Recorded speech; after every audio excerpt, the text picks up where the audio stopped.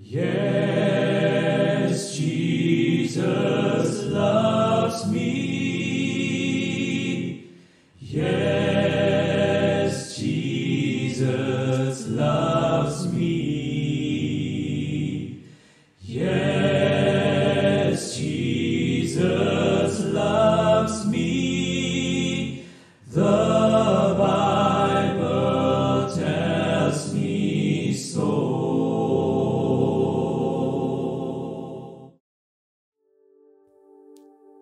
Bapak, Ibu, dan Saudara sekalian, firman Tuhan yang akan kita renungkan hari ini diambil dari Markus 16 ayat 15. Lalu ia berkata kepada mereka, "Pergilah ke seluruh dunia, beritakanlah Injil kepada segala makhluk."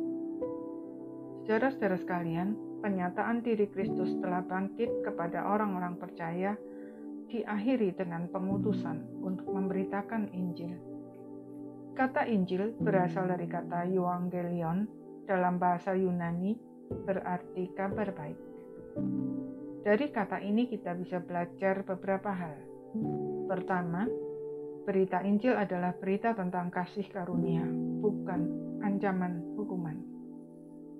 Memberitakan Injil adalah memberitakan bahwa kasih karunia Allah telah dicurahkan di dalam Yesus Kristus yang telah mati disalibkan dan bangkit pada hari ketiga, bahwa keselamatan dari dosa dan maut dikaruniakan secara gratis, tanpa syarat apapun, tidak menuntut dan bersifat kekal, melalui iman kepada Yesus Kristus, kepada orang berdosa yang tidak layak menerimanya.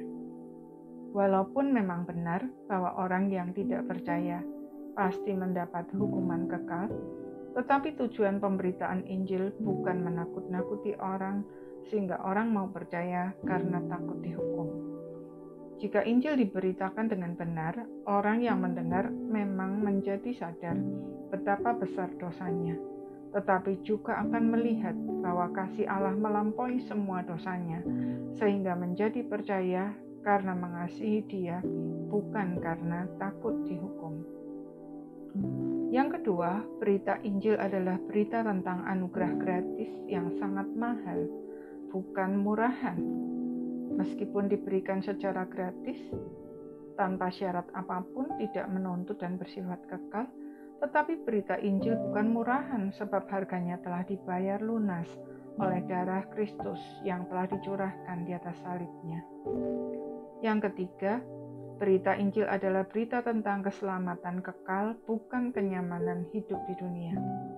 Kristus memang berkuasa memberikan kenyamanan hidup bagi siapapun, tetapi bukan itu tujuan kematiannya di atas salibnya.